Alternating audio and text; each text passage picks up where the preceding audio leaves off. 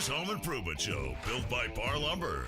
When it comes to big or small projects around the home, Tony and Corey have got the know-how and the answers to make your life just a bit easier. Here they are, your Weekend Warriors, Tony and Corey. Hey, welcome to the Weekend Warriors Home Improvement Show, built by Parr Lumber. I'm Corey Valdez. And I'm Tony Cookston. Thanks for tuning in with us today. We've got another great show lined up for you. Today, Tony and I are going to continue a conversation that we had on this show a few weeks back. We called it Lumberyard Lingo. There's a lot of words and a lot of definitions of things that go on inside the lumberyard that you probably don't hear all the time, that Tony and I use on a daily basis. Yeah, it helps when you go in there to buy something for your project. If you can speak the language that they're speaking, makes you feel more confident, makes you seem more like you're involved in what's going on in your hip, so to speak. And so you just feel less out of place and more like you belong. So we thought we would cover some of those things to make your next trip to the lumberyard a little easier. Yeah, so the first episode of this, we called it Lumberyard Lingo. So we'll call this Lumberyard Lingo Part 2. Part 2. And there was a lot of terms. We talked about dimensional lumber. We talked about things specifically in the lumberyard, from a Moffett to I-joist layouts, forklifts, stickers, those sorts of things. Lumber, we didn't actually get through our entire list that we created for lumber. We were talking a lot about the different types, the different when you're ordering lumber, like Doug fir, hem fir, S4S, that means it's surfaced on four sides. There's a couple here that we missed. Rough sawn versus resawn versus full sawn. Tony, do you know the difference between all three of those? Well, I do. Of course, I've spent a lot of years in the lumber industry talking about this kind of stuff. So I've got a pretty good understanding about it, but I know that it can be kind of confusing because they all seem very similar. Well, and they are very similar. When you come into a lumber yard and you have a piece of, say, old wood, like an old 1930s home, and it was a 2x4 or a 2x6. Well, that lumber was what's called full sawn. It was sawn 2 inches by 4 inches, and that's what you got. And that's what they built with. It wasn't until later years where they started running it through planers, smoothing it out, adding those eased edges to prevent slivers and those sorts of things. But that what would be called full sawn. So now what they do is if you want to order that, you order it full sawn. If you want it to be standard dimension size, like say you're ordering a 4x10 and you want it to match other 4x10s, you order it, but you want it to be rough, you would call that resawn or rough sawn. You can get it, there's lots of different ways. They can make it look like it's been bandsawed. They can make it look actually just like really rough. There's a few different options there. Or you can get it square edged, but that would just be normal S4S square lumber. Yeah, a lot of times it depends on what your application is, what you're going to use it for. If you're working outside, for example, if you're building an exposed pergola or like you did in your backyard. Yeah, like a back patio cover, and you want it to have that wood look, then there's a very good possibility that you're going to be framing it up with, it's sort of a finished grade lumber, right? But in big timbers, a lot of times you will want it to have that rough look, but you're working with, like you said, some timbers that have already been planed down to be that not nominal size, net size. Yeah, net size. Net size. But you want it to look like it's full sawn. So they'll run it through a bandsaw it back, put a rough face on it, and that would be something that you'd use in a finish application, but outside really. Yeah, it's an aesthetic. It's a very aesthetic thing. I don't like, and you said outside. You make a good point because I don't recommend using rough sawn or resawn lumber indoors, and the reason is it's extremely difficult to clean. If you have a resawn beam, like resawn timber frames inside of a house, when it gets dusty, you can't dust it. No, if you try to dust it, little particles will fall off of it all the time. All that dusting stuff will You'll just constantly be sweeping or vacuuming underneath it. It's really not an interior type of a product. No, it's difficult to clean. So that's all I'll say about that. Yeah. But there's a lot of other things here. You know, we didn't cover VG. Clear vertical grain. Yes, clear vertical grain. CVG. Yeah. Yeah, vertical grain is very common and honestly pretty expensive if they are grading for a vertical grain. And it's almost always clear. I mean, I suppose there could be a vertical grain out there that's not clear, but it's almost always clear. If you're paying for a vertical grain, you're getting a clear product. That would be something that would be super smooth, used on the inside, and generally would be stained or clear coated to be finished on the inside. Yeah, when you say clear, that typically means no knots. No knots. Right, exactly. So a clear tight knot. Not something you're going to find. Yeah. If you walk into a lumber, you said, I need a piece of clear tight knot, they're going to look at you weird. Yeah, they're going to look at you funny. So clear, no knots. And tight knot, of course, is the difference between a loose knot and a tight knot. A loose knot can fall out, and a tight knot will not. That's pretty yeah, there you go. Pretty obvious. Yeah, it seems like it should be, but. Let's talk about check and wane. Check and wane.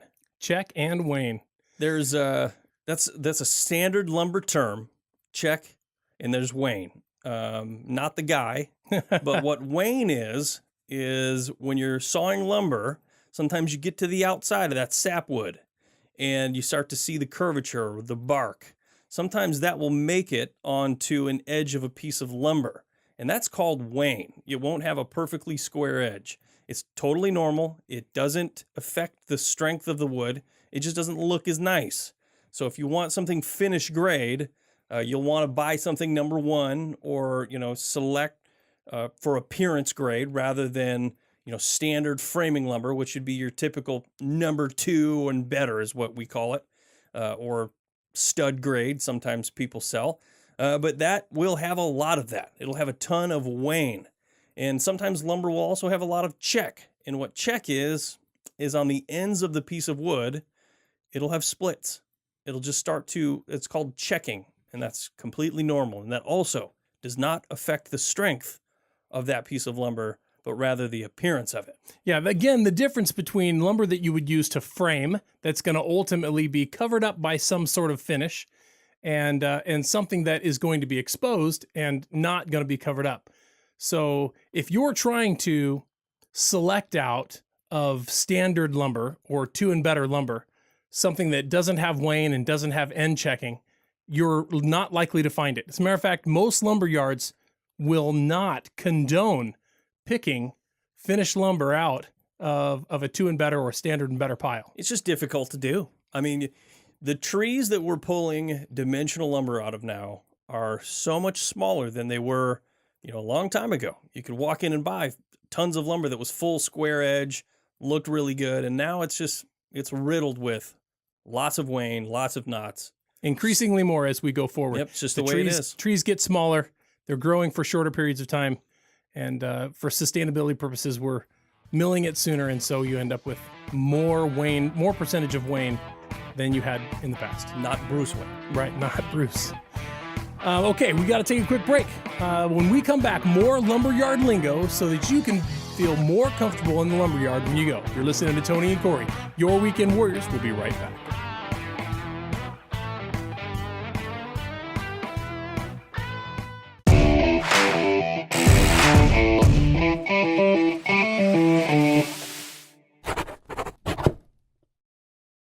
Tony and Corey, your Weekend Warriors, with a great quick tip for you. Corey and I are here building this mobile collapsible workbench, and we were just cutting 2x4, 1.5 inch thick, with his circular saw. Most circular saws come with an adjustable depth cut, and you need to have 1.5 inches or 2 inches to cut through 2x4, but we're moving now to 3/4 inch plywood, and we want to shallow up the depth of that cut so that that blade is not hanging out there when we're cutting something, potentially interacting with something that's underneath the surface that we're working with.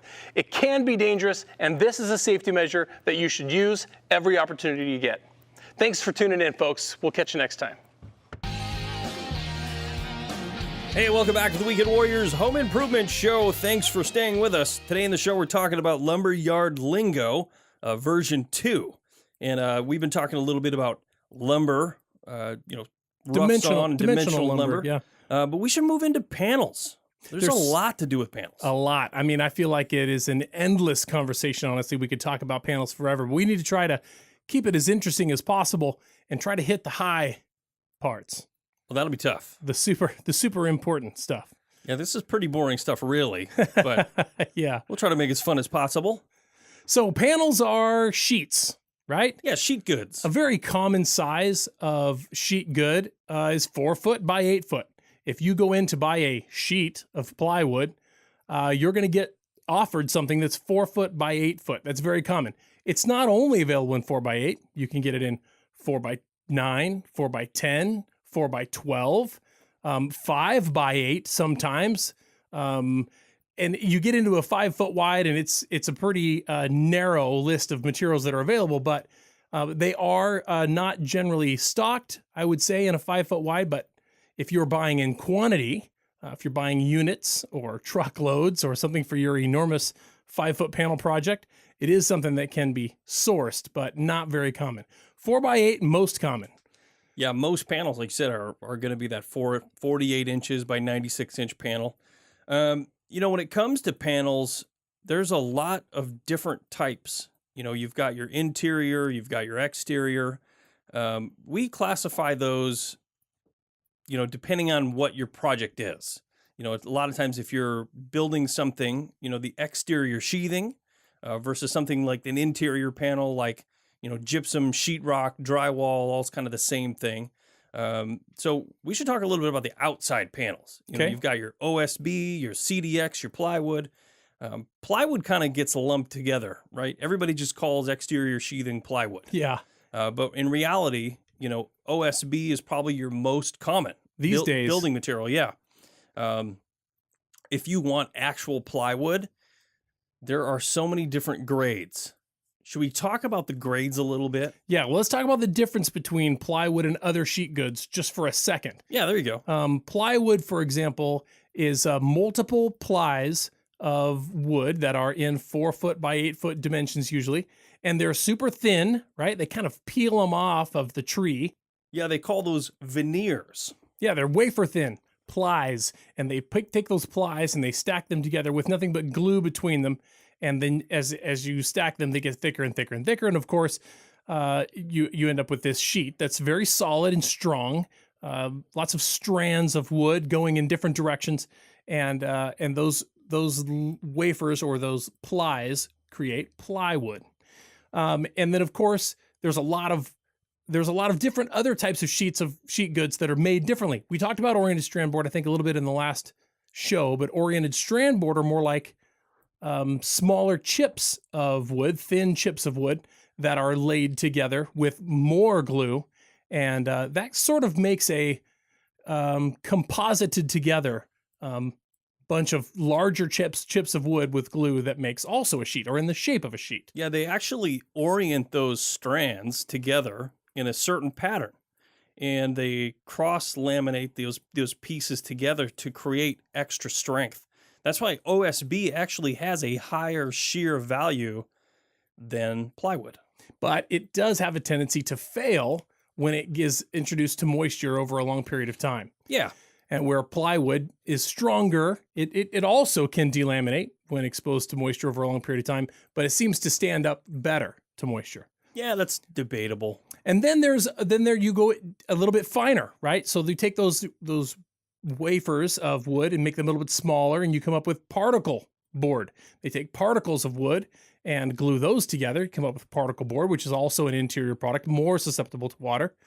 And then even finer than that, you can end up with fiberboard, like medium density fiberboard or tempered hardboard. These are also just like wood flour at this point, mixed with glue in the shape of a sheet, but also susceptible to water. Yeah, the nice part about MDF and MD, medium density fiberboard is that it's really smooth. You see a lot of it in a finish grade application where it paints super, super smooth. So It's tough to get that with a plywood just because real wood's going to have that texture and that veneer look to it.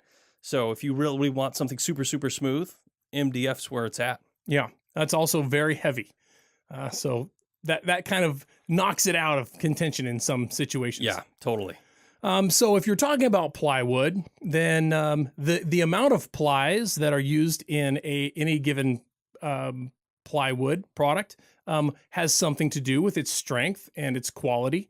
But we can talk a little bit about how plywood is graded. So let's start with maybe the bottom grade, or maybe the most common grade, which I would say is CDX. Yeah, CDX, the term there, CDX, that refers to the faces of the plywood. So you'll have one face that's a C grade, the other face that's a D grade, which is typically your lowest grade. And X means that it's manufactured with exterior grade glue. That doesn't mean that it's waterproof, right, or that you can use it in a marine application. That just means that it's using exterior grade glue and not interior grade glue. The next, probably most common, would be a CC. Yep. C2C faces. Right. CC generally will come to you as a CCPTS, which is plugged and touch sanded. So C face, plugged and touch sanded. And what they're talking about there is in a C face on a piece of plywood, you can have voids in the outermost veneer. So remember, you have multiple plies of wood together to make this one sheet, and the outermost ply on either side is the ply that is graded. And a C grade will allow for voids in that veneer. So in a CCPTS, they would either cut the void out, replace it with a little football-shaped piece of veneer, and then sand that. Or if it's a small void, they'll just fill it with some putty and sand over it so that you get an actual solid face. But if you were to stain it, you would see all those defects or those voids. A CCPTS is typically a paint grade plywood. Right. And even if you paint it, you still can see those. Like, you wouldn't want to use that for cabinets or something inside the house. Maybe if you were painting something that was going to be inside the garage, that would be something you could use that for. Yeah, or an overhang. Or that, typically that's where you would see CCPTS used the most, is on an overhang of your roof. Right. When they're sheeting your roof, you're framing the house or replacing the roof on your house, they'll sheet the 90% of the roof with CDX, or in some cases OSB. But right at the eave where the gutter's attached there, that eave is oftentimes exposed. You can see that from the ground level underneath. And they would use a CCPTS there so that it could be painted with no voids. Yeah, other popular grades, I've seen BC or AB. Sometimes you even get into AB marine. Marine grade, a lot of people get this confused. They think a marine grade can be used underwater or, as waterproof plywood. That is not the case. Marine grade plywood just means that it has no voids anywhere in that panel. Because when you have a void, there's a potential for moisture to collect there and build up, and that will quickly allow for that panel to delaminate. So a marine grade just means that, has no voids. Similar to that would be a UDL grade or underlayment grade. Underlayment grade plywood also has no voids. It's typically meant as a plywood that goes under a walking surface. So you would want to use, like if you were putting down, say, linoleum, a solid surface, sheet good like linoleum, you would put that down. You'd want to use a UDL grade. Yeah, I'll explain why. We got to take a quick break, but I'll explain why. Yeah, it's very important, especially interior of the home where you're going to be walking, that you don't have voids in the veneers, and we'll totally dig into that as soon as we get back. You're listening to Tony and Corey, your weekend warriors and Lumberyard Lingo. Don't go away.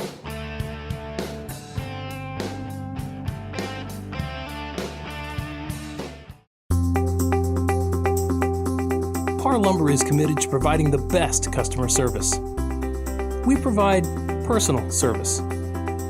We're problem solvers. We're positive and courteous. We're competent and professional. We are committed to delivering exceptional service every time. We're appreciative and we care.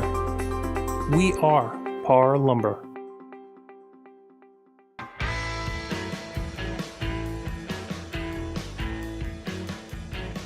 Hey, welcome back to the Weekend Warriors Home Improvement Show. Thanks for staying with us. If you haven't already, go check out our Facebook and Instagram and YouTube. We're on Facebook and Instagram at WW Home Show. On YouTube, you can check us out. You can just search the Weekend Warriors Home Improvement Show. Subscribe to our channel. We would love that.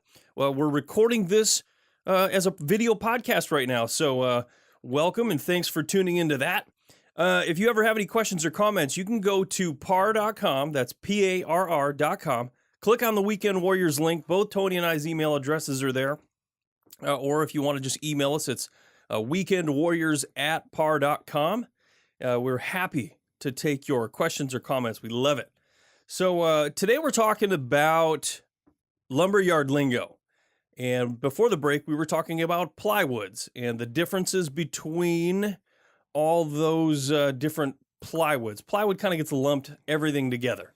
And we were talking a little bit about underlayment grade and what underlayment grade means. And that means that there's no voids in the plywood. The reason you wouldn't want voids in an underlayment plywood, for instance, if you were putting linoleum over the top.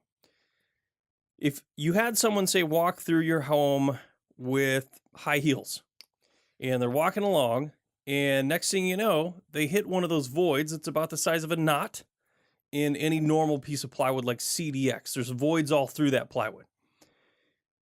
It would potentially, you could break through the top surface of that plywood into a void down below. Through the linoleum. Through the linoleum. Through the top veneer and into that void. So worst, best case scenario, you'd probably just dent your linoleum. Worst case scenario, you could have some serious problems so we could break their ankle. Or you'd have to pull all that linoleum. All of it. And that decking up, put down new, and that's expensive. Yeah, so that is why a lot of times the underlayment that's used is particle board. Particle board, again, is fine particles of wood fiber and glue, and it's solid all the way through, no voids at all. And that is perfect for underlayment under a floor like linoleum.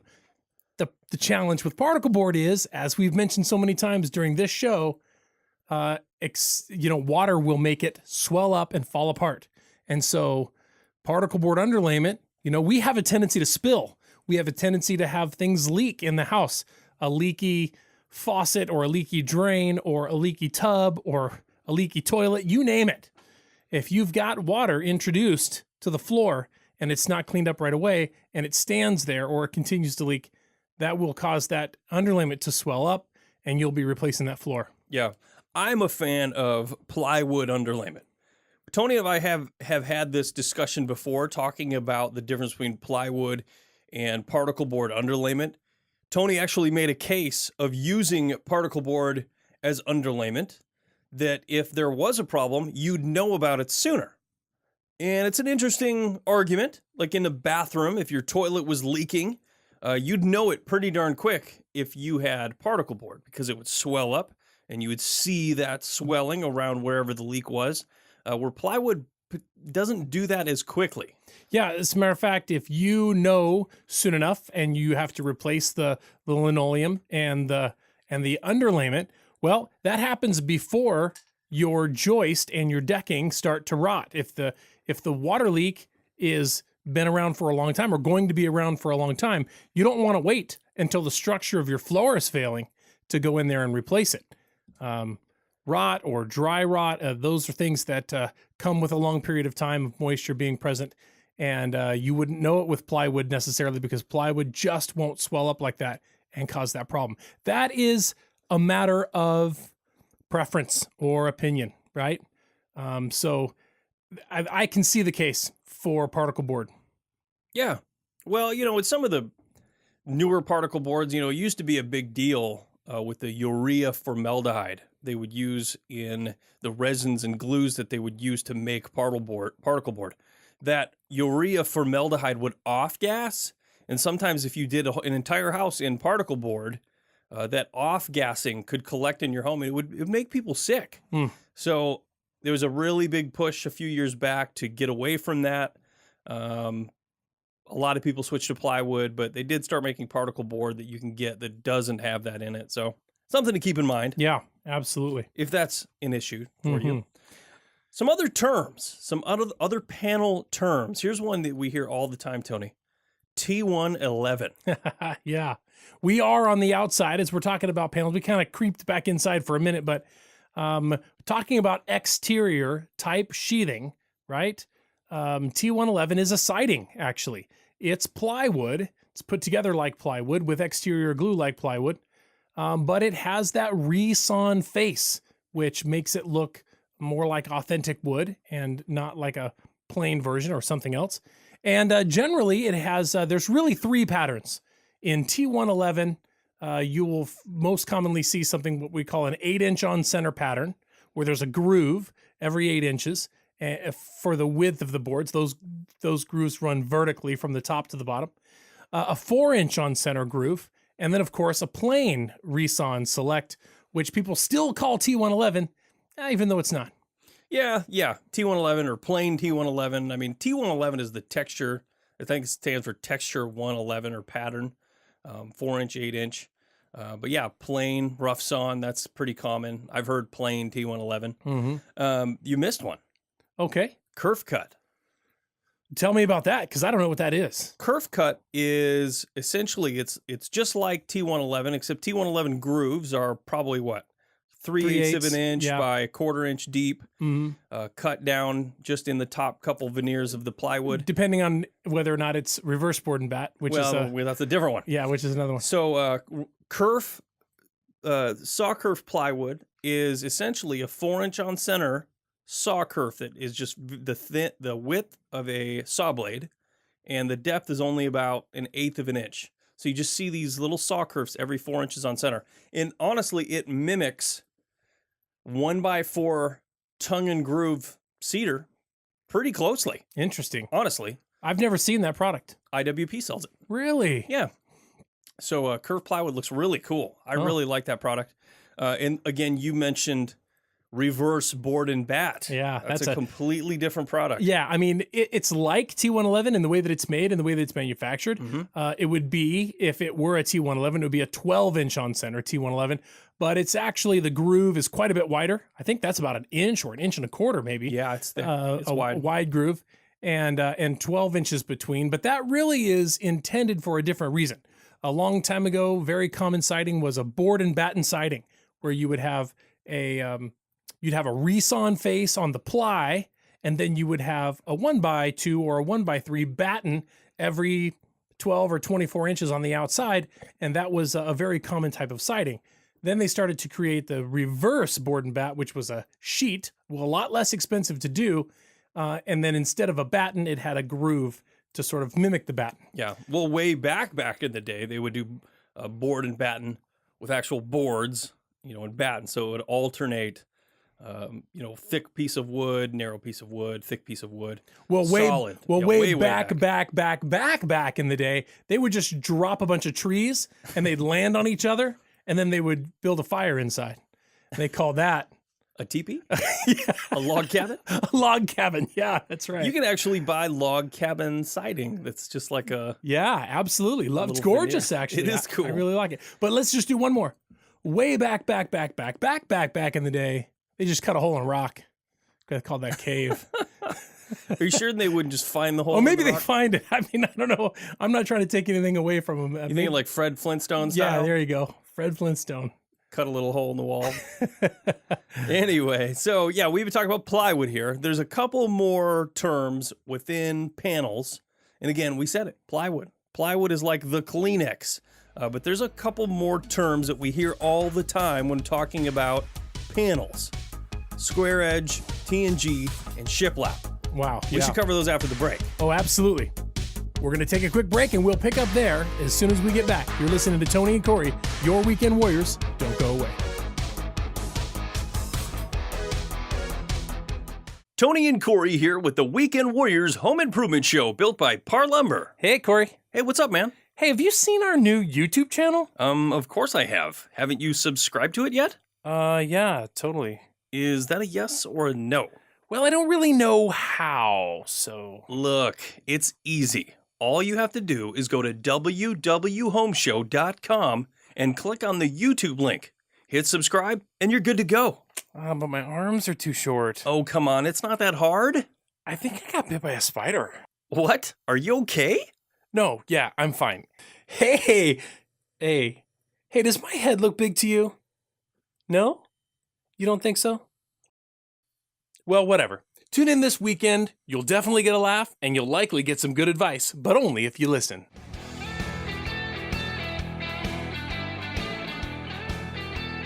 Hey, welcome back to the Weekend Warriors Home Improvement Show. Thanks for staying with us. Today, Tony and I are talking lumberyard lingo and all the terms that you'd hear that when you walk into the lumberyard, sometimes they might sound mystifying, but they're not. It's a whole different language in there sometimes. It is sometimes. You know, when I first started in the lumber industry, and I think I told this story on the last Lumberyard Lingo show, I started at the front counter, working customer service, behind a computer there. I didn't know much of anything. I mean, I knew a lot, but a guy came in and said, "I'm looking for some leatherback." Yeah. Like a turtle? Yeah. You're the wrong place, buddy. Yeah. But I was mistaken. I mean, there's the term leatherback is pretty common in the building materials industry. Yeah. It just means Snorkel paper. yeah, like snorkel paper. That's another weird term, snorkel paper. Snorkel paper. Or felt impregnated with tar in it. Yeah. So kind of weird. Yeah, there are a lot weird. of weird terms. And there are also sort of regional terms. You get a bunch of guys that work together for a long time. Oh, sure. Building subdivision after subdivision after subdivision, and they have weird names. I had a guy come into the Hillsborough yard when I was working there, and he said, "I need 15 sheets of shemangi." Shemangi. Yeah, shemangi. And I'm thinking, I have no idea what that is. What is that shemangi? exotic? It was from... Yeah. Is it from China? He just wanted waferboard, man. I mean, it was the simplest thing. He's like, "You guys sell that all the time," but he called it shemangi. It's funny. Yeah, it's just weird. You just get used to that stuff. There's lots of weird Start wading names into the for weird things. terms. Yeah. I had a guy order from me like 20 sheets of particle board. So I sent it out.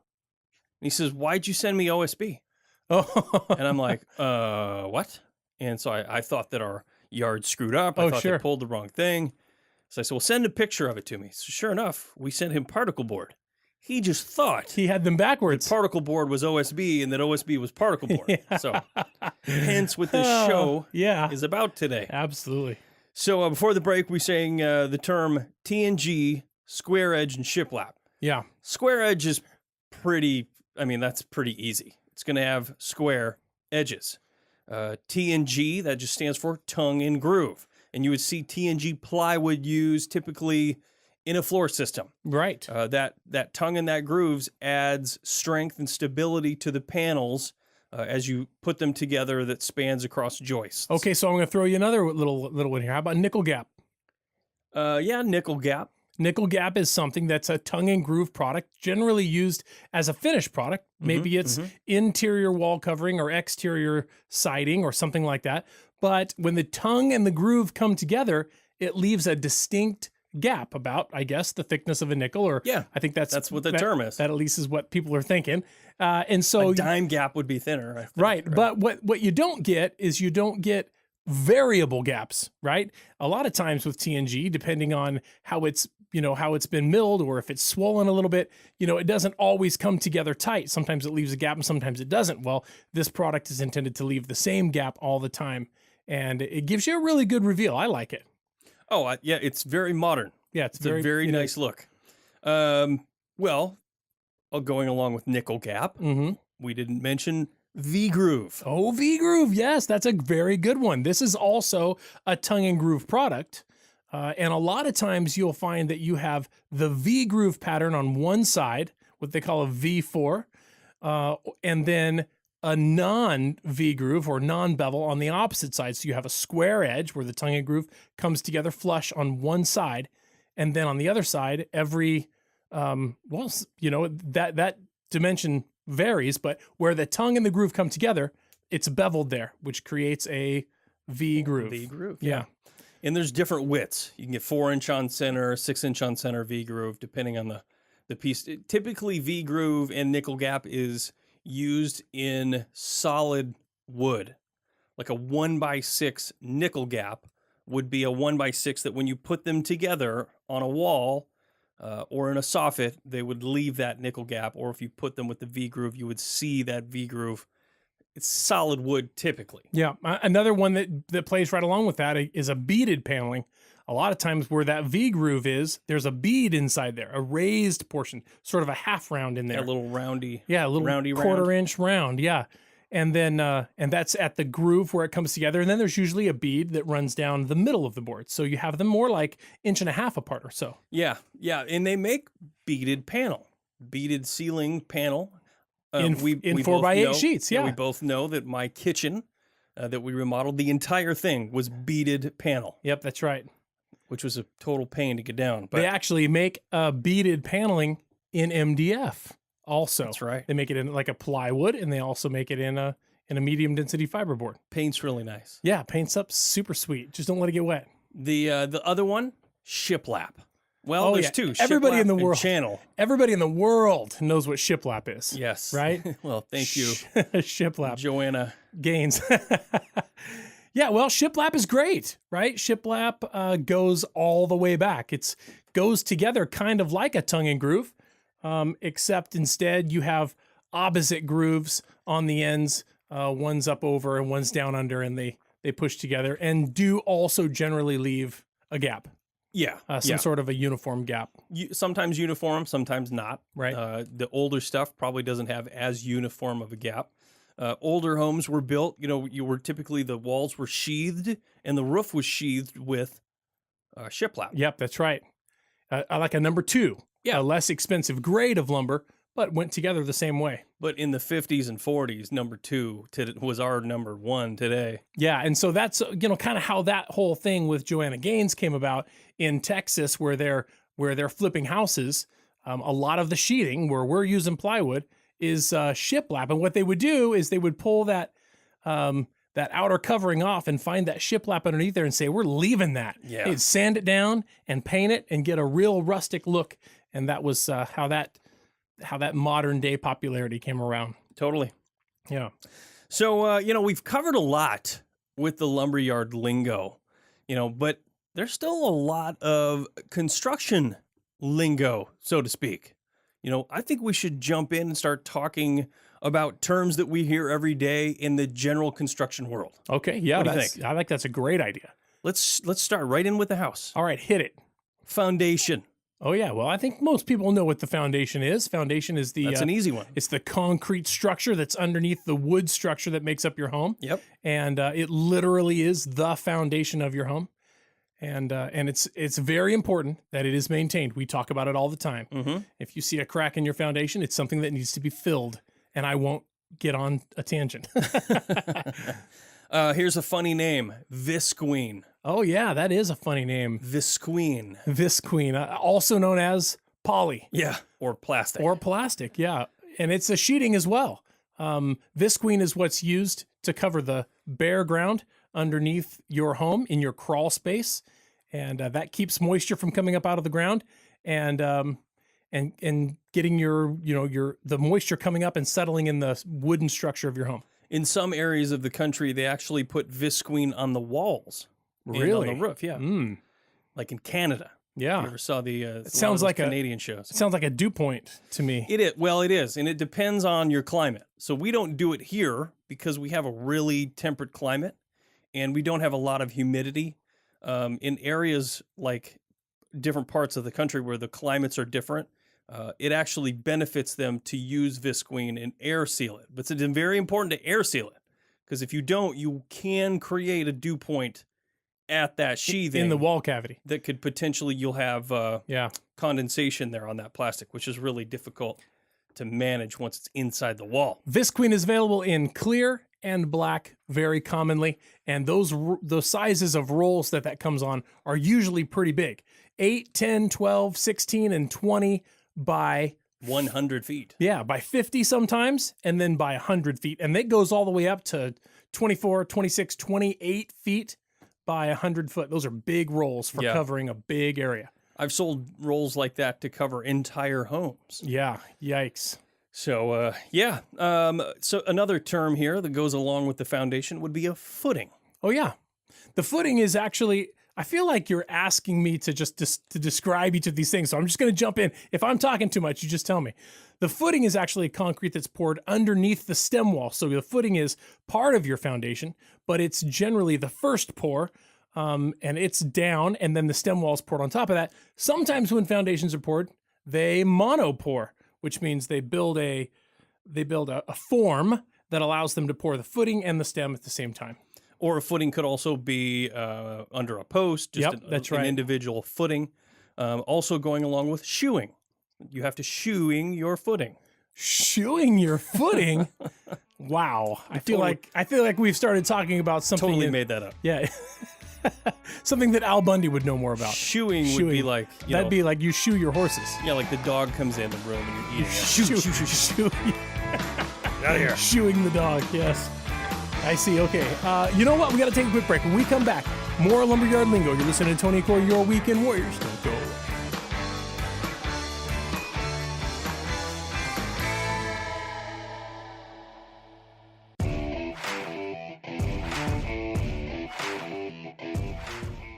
Listening to the Weekend Warriors Home Improvement Show, built by Parr Lumber.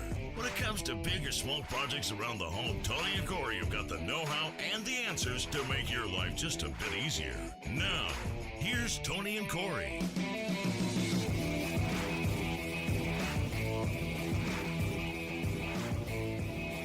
Hey, welcome back to the Weekend Warriors Home Improvement Show, built by Parr Lumber. I'm Corey Valdez. I'm Tony Cookston. Thanks for staying with us. Today in the show, we're talking Lumberyard Lingo. But if you haven't already, go check out our Facebook and Instagram. We're at WW Home Show. If you would like to watch or listen to this podcast, you can go to YouTube. We're recording this show right now, so welcome, all you YouTubers.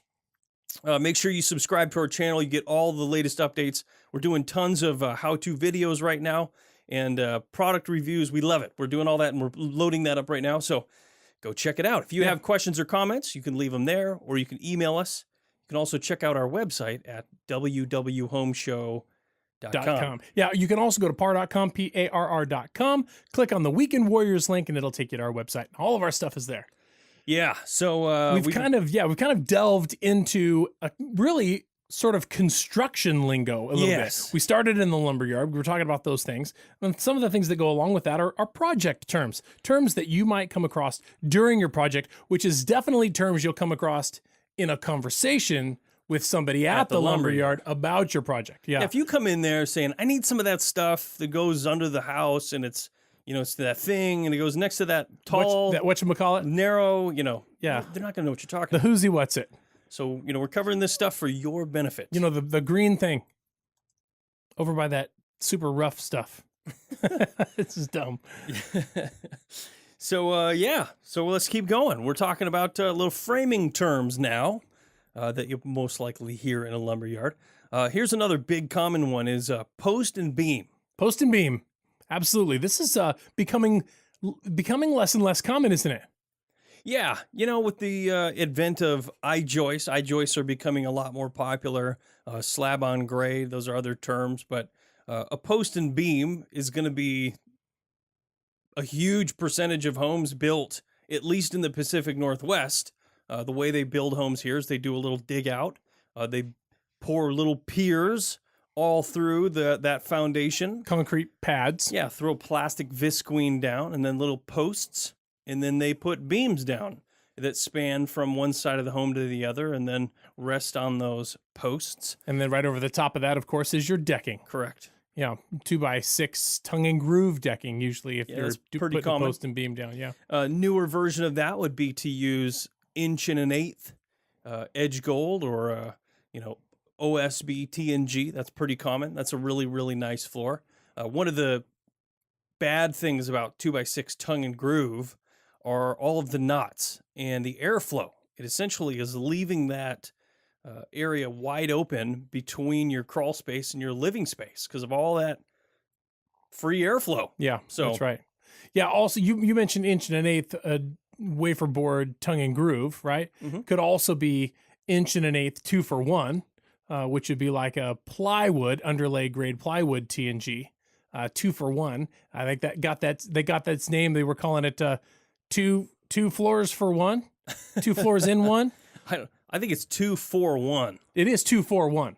2 for 1. 2 for 1. 2 for 1. You know the difference between a full face and a scant face? I do. That's pretty. That's getting in the weeds there a little bit. Yeah, that is. It really starts to get. Complicated, kind of. Sometimes you might get that question. You walk in and say, "I need a sheet of 1.1/8" plywood." They would say, "You want full face or scant face?" Most times, the lumber yard's only going to stock one. There's no reason to stock both scant and full, but it essentially is the width of the panel.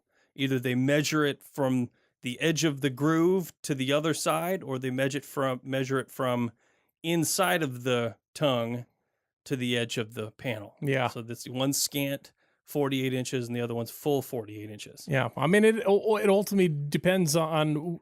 Not depends. It results in a different bit of coverage, so it can be important. Yeah, the layout's important. Yeah.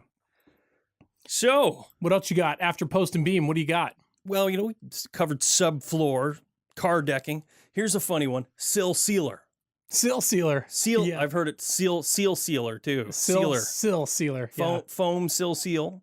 Essentially, what that is it's a roll of thin foam, maybe like 1/8 of an inch thick, that rolls out and creates an air barrier, cuts the air out between the home exterior and interior. It's like a gasket. Gasket goes on top of the concrete and under your treated plate. Yes. And then of course on top of your treated plate is the bottom of your wall. There's a pretty interesting story that I heard from somebody who potentially was in the know, and I don't know if this is entirely true, but it actually makes sense.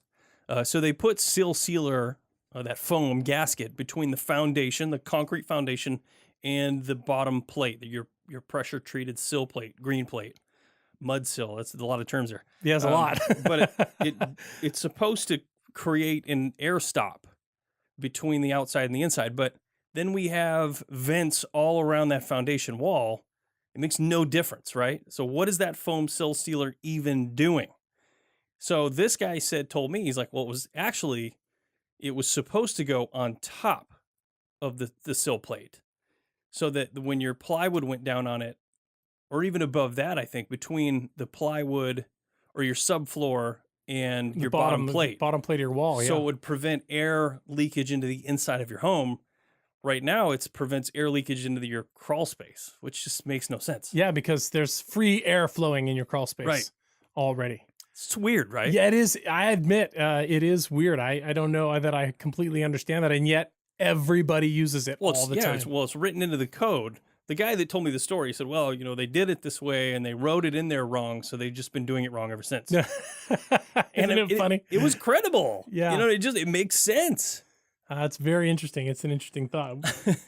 It's not super inexpensive stuff, but it is something. Corey and I used it a little unconventionally, actually. Yeah. We used it when we built the studio here, and we actually used sill sealer up at the top behind the sheetrock, between the sheetrock and the wall cavity. At the top and the bottom. Yep, at the top and the bottom. To create an air seal. So this shed was kind of built, as a shed. Mm-hmm. And since we wanted to finish it, we didn't want all this air infiltration and leakage. So we foamed everything up. Yeah. Man, I tell you what, it's tight as a drum. Yeah. That's for sure. It's really difficult to open and close our door. Yeah. Okay, what's the next one? Anchor bolt. Oh, yeah, that's a good one. Yeah. There's a lot of names for that, too. Redhead. What about a pin drive? Easy anchor. Yep. There's a lot of those. Wedge anchor. Yeah. There's a lot of those. Anyways, this is something that you use to tie your wood to your concrete. And if you get a J-bolt you set in the foundation when it's wet. Mm-hmm. And then when it sets up, you just have this threaded bolt sticking up out of the foundation. Drill a hole in your green plate, which is the pressure treated material that separates the foundation wall from the bottom plate of your wall. And the reason why you do that is because concrete is porous, right? And so water will wick from the concrete into the wood that's sitting on top of it. So you use a pressure treated piece of wood there. and untreated wood on top of that. We'll talk more about that right after this break. You're listening to Tony and Corey, your Weekend Warriors. We'll be right back.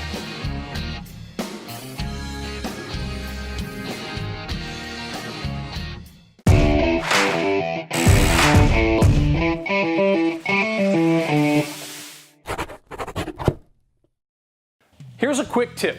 When you're using your drill to drive screws, take a look at the top of the drill. There is usually a drill setting and a screw setting. This is an adjustable clutch on most drills that allows you to avoid overdriving a screw. So when you put your screw into the wood and drive it down, it reaches a point where it stops spinning the screw, the clutch releases, and it keeps you from overdriving the screw. You can be from a 1 to a 20 usually, and that is on the screw setting. If you put it on the drill setting, it's gonna give you everything it's got. There's a quick tip for you.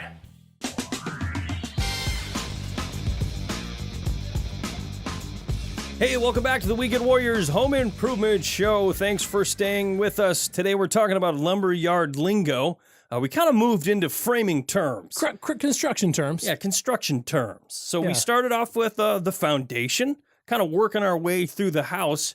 You know, we talked about plates, you know, not the ones you eat off of, but the lumber plates. Sill plate. Sill plate, your bottom plate. Green plate. There's another one here, studs.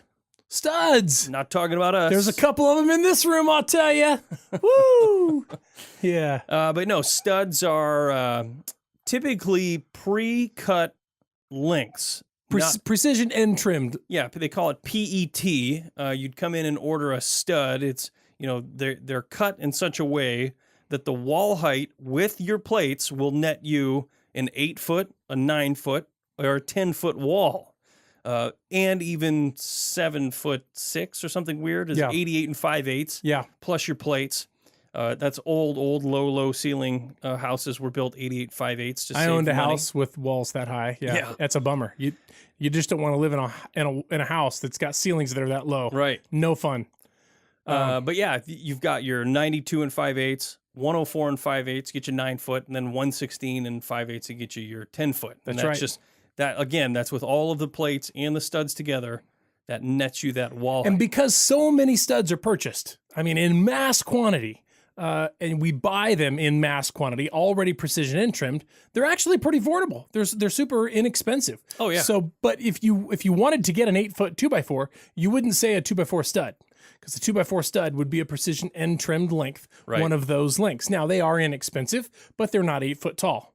If you came in and said, give me 20 2x4 8-foot studs, right, they would probably give you 92 5/8. right, And then you'd be like, what in the world? yeah, However, here's something to keep in mind. If you were going in to build, say, a shed, and you wanted the wall heights, you To be wanted 8 foot. 8 foot, say you wanted 8-footers, uh-huh, and you wanted your wall height to be like, 100 inches overall, with your plate heights. You're going to go in and you're going to get 2x4 8s, and you got, say, 50 of them. All 50 of those studs are not going to be the same length. I guarantee it. They vary anywhere between, 96 1/8 or 95 3/4 to 96 1/2.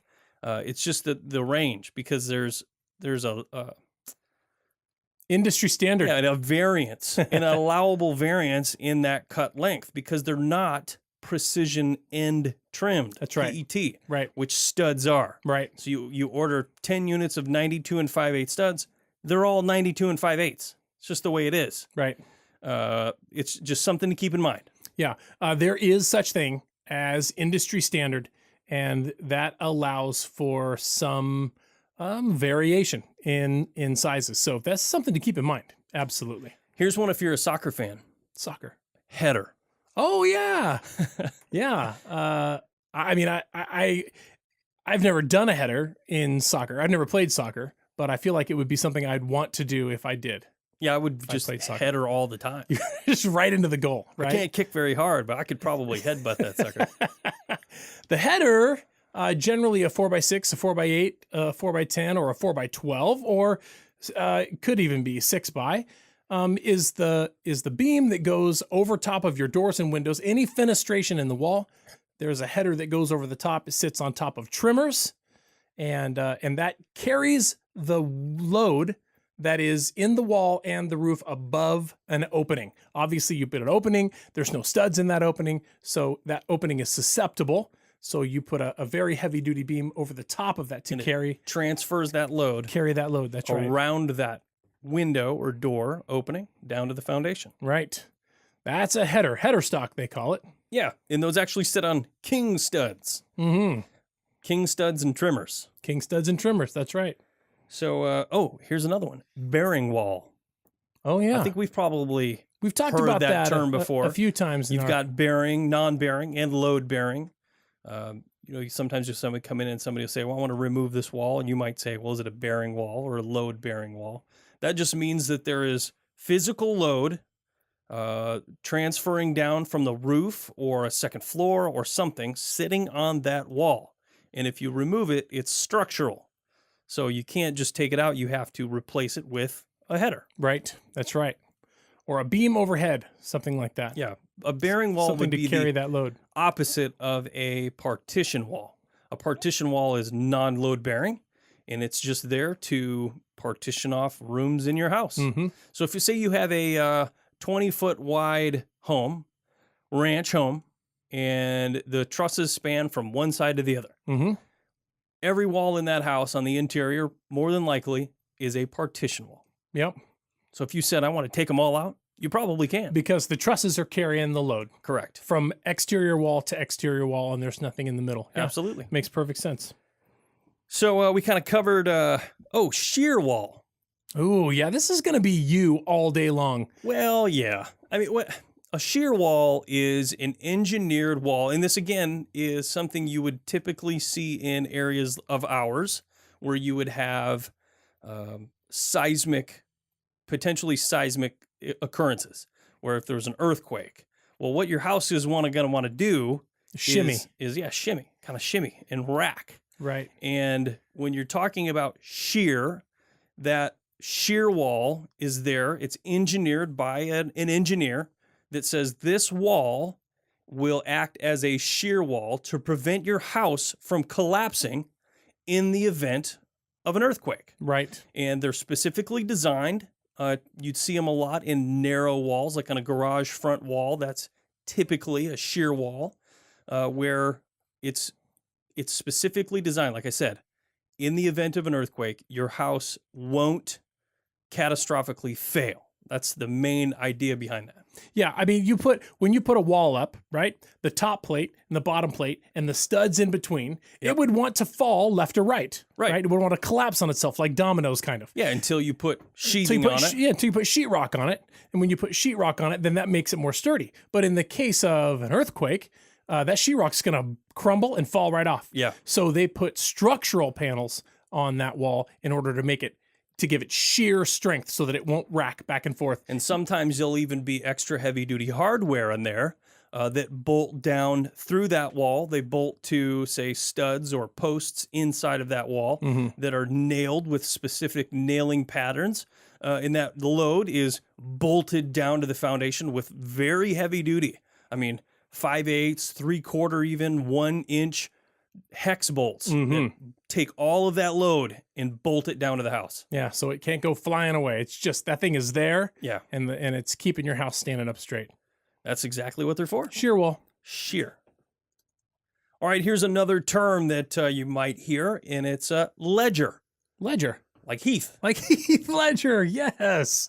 No. Or your checkbook ledger. I'll tell you what, when you say ledger to me, the first thing that I think about is the board that you nail or fasten, not nail, honestly, fasten to the side of the house, right? And that holds your deck structure. If you're putting a deck up and you're attaching it to the house, the first thing you put on is a ledger board.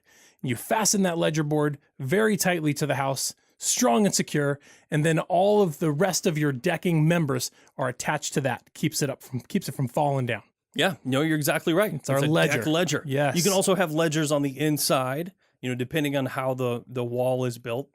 You could have what's called a balloon frame wall. Sometimes you could balloon frame from that's a funny term, I know. It is. All that means is the studs go from the, bottom floor all the way up to the second floor, and then sometimes you can put a ledger across that and to hang your second floor on.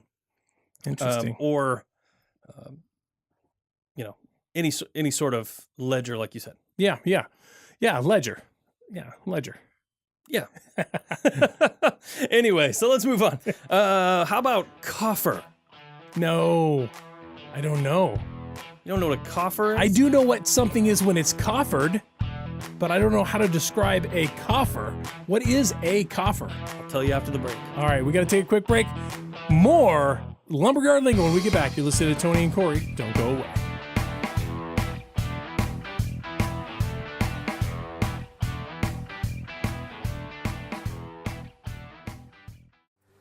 We're ready to put this on the wall, but we have to make sure we put it in the right way. The insulation is made up with the fiberglass, and then this is called the vapor barrier, otherwise known as craft paper or craft face. Craft face insulation, the insulation fiberglass portion goes towards the wall, and then you should see the paper face when you're done. There's a couple ways to attach this to the studs. You can pull this ear over and fasten it right onto the stud just like this. Or you can put this ear on the inside and fasten it to the inside of the stud. Both are acceptable. The sheetrocker would rather you have it on the inside than the outside in case the staples don't go all the way in.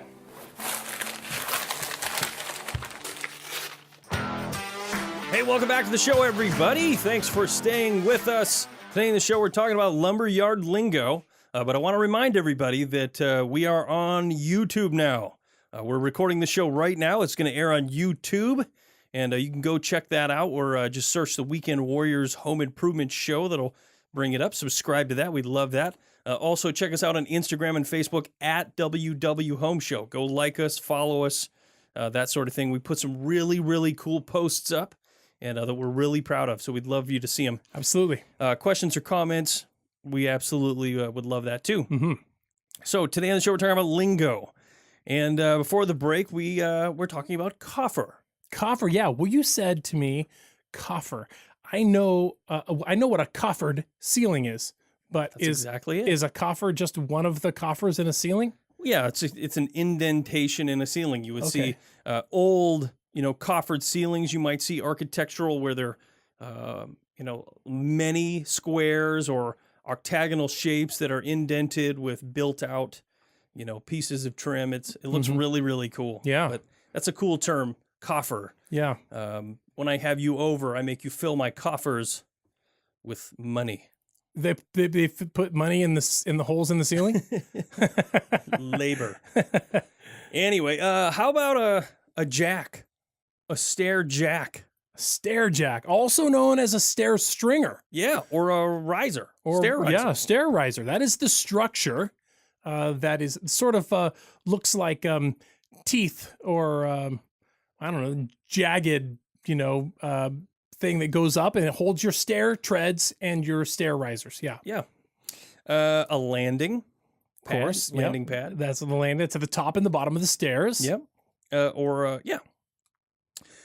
Here's some interesting. Well, let's talk about roofs or roofs. You say roof or roof? I say roof. Roof? Yeah. Maybe I say roof. I say roof. I'm not entirely sure. Roof? So there's roofs. Lots of different types of roofs. Roofs. A shed roof. Everybody kind of know what a shed roof is. Yeah, shed roof is like half of an A-frame. Yeah. Might sit on a ledger on the side of a wall and just have a shed roof out. It just maybe comes a couple down. posts. Yep. Drops a little bit to let the water run off. That's perfect. Yep. Then you have a gable roof. Mm-hmm. That's like an A-frame roof. On top of, Standard A-frame. Go to a point. Mm-hmm. A hip roof. A hip roof won't have a gable, but it'll have a hip rafter that comes from the peak down to the corner, and all sides are angled down. Mm-hmm.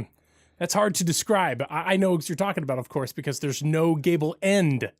Instead of a gable end, it's roofed over. Here's a weird one. Gambrel. Yeah, I feel like this I don't know, but I feel like that's telling me barn.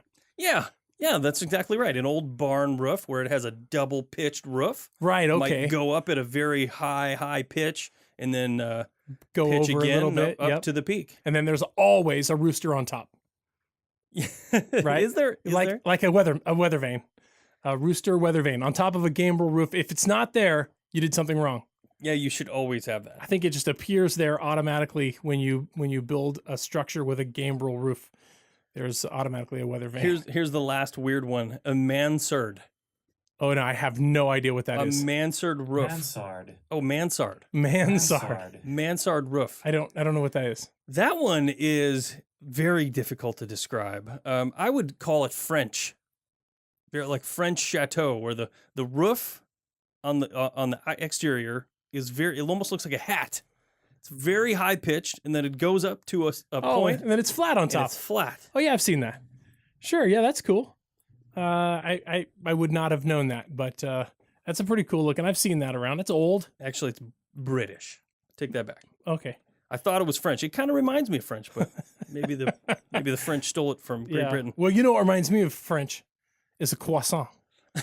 Is that French? I doubt it. Okay, probably not. I don't know. It reminds me of French. Anyway, let's get back to construction. Construction, yeah. How How about a purlin? a purlin. Yeah, a purlin is Part of a roof structure. a roof structure. It could be a main beam that other joists hang off of. Okay. That would be called a purlin, Joists are the other part of the structure, right? Yeah. Ceiling joist or roof rafter. or roof rafter. Yep. Also, you would have in there a ridge, hips, valleys. Hips, ridges, and valleys.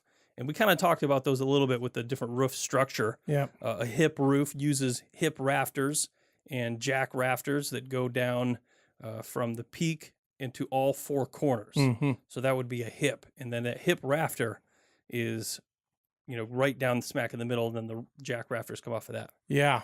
Boy, I tell you what, it's complicated. It is complicated. And to be honest, you don't see too many hand-cut roofs like that anymore. Most of them are going to be with truss. Yeah. Very common trusses these days. How about an outrigger? Yeah. Outrigger is a term for a piece of wood or a piece of lumber on a gable end. So you'd have your gable end, and then you would have your barge varge rafter or barge rafter, fascia. What that is that's that piece that sticks out as an overhang on a gable, right? Right. So to hold that on, they have what's called outlookers.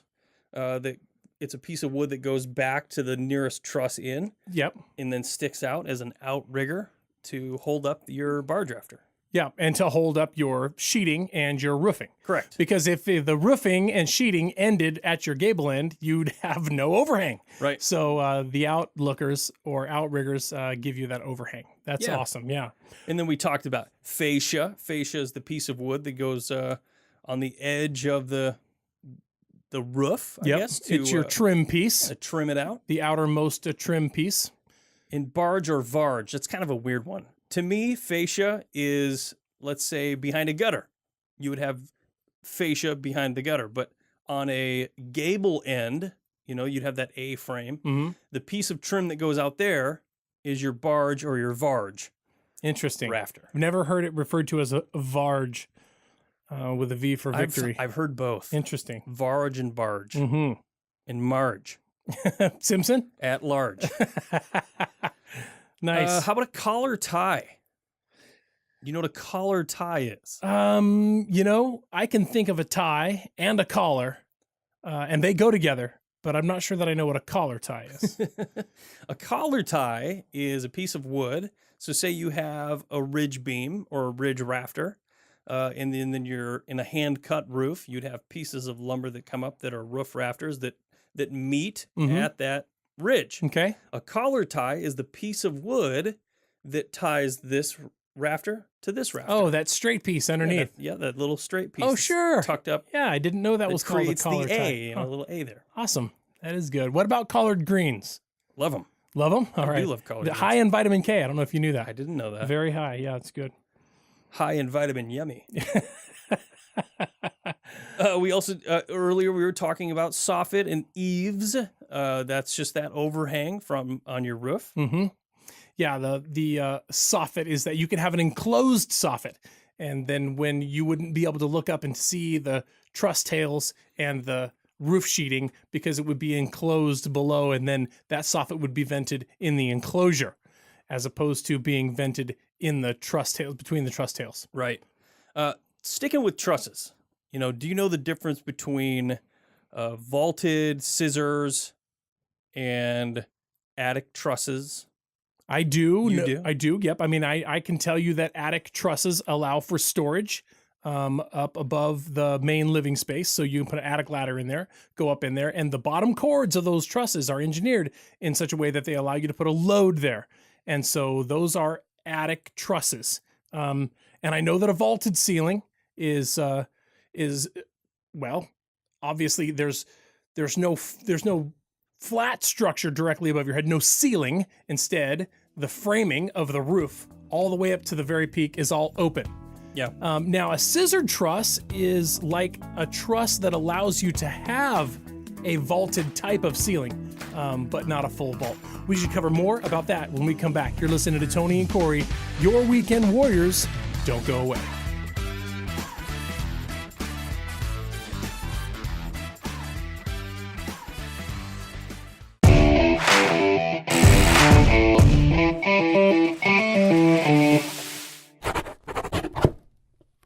Hey, here's a quick tip for you when you're working with cedar. I'm installing these fence boards on this gate butted tight together because they're green. They can come in either green or dry. If they were dry, I would gap them slightly because cedar and any sort of wood will expand and contract with moisture. So if I installed these tight and they were dried, when they absorbed a little bit of moisture, they could potentially buckle. So be aware of what you're buying and space them accordingly. Hey, welcome back to the Weekend Warriors. Thanks for sticking around. Today, Tony and I are talking about Lumberyard Lingo. The past couple segments, we've been talking about Construction terms. Construction lingo. Yeah. And some of the things you might hear on a construction site. Or in the lumberyard talking about your project. That's right. If you're working on something in your own home and you walk in and you're trying to describe it, Yeah. hopefully this helps you out. If you're building a shed or something even as simple as a little garden storage space or a shop or something, you're definitely talking about a lot of this stuff. Oh, yeah. I mean, I've heard the term when people are building shops, you sell a lot of times attic trusses. Mm-hmm. And another term for a vaulted ceiling, you can use scissor trusses to accomplish that. Essentially, you're building, it sounds weird, but you're building trusses that kind of look like a scissor. And they rest on one wall and another wall, might be your outside walls. And the inside pitch is pitched up in such a manner that it looks vaulted. Right, it looks vaulted. Yep, absolutely. Well, let's see, what else have you got there? That's, the opposite of a hand-cut roof. You mentioned it earlier, a hand-cut roof. A hand-cut roof is framed with individual structural members, joists, rafters, all of those types of things. Though that would be taking the place of a truss roof. Yeah, it's much more complex, a lot more math when you're cutting. So you don't see those too often. A lot of production homes are built using trusses, and that's a much easier way to do it. They crane them in, they set them on top of your top plates on the second floor or first floor, and you've got a roof. How about a plum? You like plums? I love plum. Yeah. And I love square. Oh. Do you know the difference between plum and square? Well, I know plum is sort of a purplish color, round and squishy. How about a square plum? I had a plum tree. No, I've not seen a square plum. Do you know the difference between being plum and being square? Do you? I don't know. Are you asking me? Do you know, Tony? The difference between plum and square. Yes. A plum is straight up and down, and square is a right angle, right? Or as it relates to another surface. So square is perfectly perpendicular to another surface, and plum is straight up and down. Did I get that right? Yeah. Woo! Look at me go. In level, so something level would be horizontal. Or something plumb would be perfect. Straight up and down. Yeah, that's a very those are very common terms. If you built it and it's not plumb, it's a problem. I used to get yelled at by my buddy when we were building my fence, and I'd throw the level on there. I'd say, yeah, it's level. He said, no, It's not. It's not. I'm like, what are you talking about? The bubble's right there. And he says, it's plumb. It's plumb. He used to yell at me. He beat that into me. So That's plumb, good stuff. level, and square. Plumb, level, and square. So here's some other terms that we've touched on a little bit, but hold downs, straps, hangers, post bases, and post caps. Those are all things that you're going to find in a home here in the Pacific Northwest, especially that are usually surrounded around the seismic aspect of building, right? Mm-hmm, right. So a hold down, what that is a piece of hardware, metal that will go inside of a wall that will bolt that structure down to the foundation Or to the structure that's beneath it. You also Yes. use hold downs to hold a second floor to the first floor. They can, yeah. Yeah. So that's typically what a hold down would be. A strap could potentially do the same thing. You could potentially have a metal strap that goes horizontally that will offer shear value to that structure. I feel like very commonly in a garage application, they use straps that that attach the garage wall on the door side that's underneath the beam, strap across the beam and to the top of the structure that's Yes. above the beam. Yeah. Holds all of that stuff together right there. Here's a weird one for you. Drag strut. Yeah, I mean, I've seen those, and they are big. I mean, those things are like 1/4 inch thick or better. That is some serious steel. I am not an engineer, but from what I understand, a drag strut allows it transfers shear from one side of the building to another using a drag strut. That's over my pay scale. I'm probably way oversimplifying that. Yeah. And I'm sure an engineer listening to this will go, "What an idiot." Over my pay scale. but we I sell were lots of them. Yeah, we were talking about hangers. Hangers. So if you're building a deck, let's say, for example, and you've put the ledger on the wall and you're going to attach your joist to the ledger, instead of just fastening through the back of the ledger into the joist, which would be easier to do if the ledger wasn't attached to the house, you can put hangers, these metal U-shaped hangers on the ledger, fasten them with Tico nails, and then you can drop the joist right into that hanger.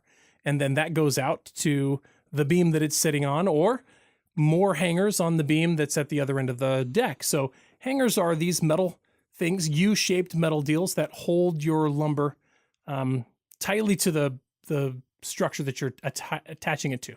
You just said another funny word. Tico. Oh yeah, Tico. What's a Tico? A Tico, that's a word that I didn't know when I first came to Oregon and started working in the building materials industry. Somebody came in and said, "I need a box of Ticos." And I said, "I have no idea what you're talking about." It is a metal connector nail. A joist hanger. A joist hanger nail. Typically, they're really fat in diameter. They have a lot of shear value to them. And they're, typically 1.25 inches or 1.5 inches or 2.5 inches, depending on what you're nailing. Mm-hmm. But yeah, that's a Tico, a joist metal connector nail. Yeah, and they make them big. You ever seen an N54? Would you call an N54 a Tico? It's a joist hanger nail. It is. So it's a Tico. It's a really, really big one. They're fat. They're fat. Yeah, they N54s are like the size of your pinky. Tico nails for hangers. Also, a post cap and a post base. These are very common. A post base holds your post, your vertical post, to the concrete footing or to the wood structure that it's sitting on. It keeps the bottom from kicking out, which you need it to be tied there securely. And a post cap goes at the top of the post and ties the top of the post to whatever it's tying to, generally the bottom of a beam. If you're posting up a beam, then you put a post cap on the top from the post to the beam. You put a post base on the bottom from the post to the structure that you're tying it to, and those are very common. You make a good point there.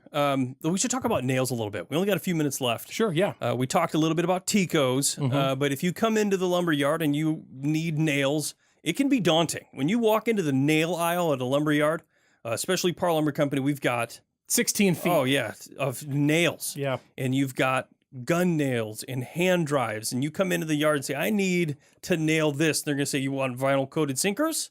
Do you want hot dipped galvanized? Do you want a ring box shank? nail? Yeah, you want a box nail? You want a bright nail? They're all You want a finished nail? Common nail? There's a lot. Keep going and going and going. Roofing nail. And they all have their own purpose, you know, and we could talk about every single one of them, but the best thing to do would probably be to go and say what your project is. Tell them what you're going to be using it for. You say, I'm going to buy a box of these nails, and they could, you know, you say you're doing siding. You could be grabbing the completely wrong nail for the job. Siding nails are designed not to split.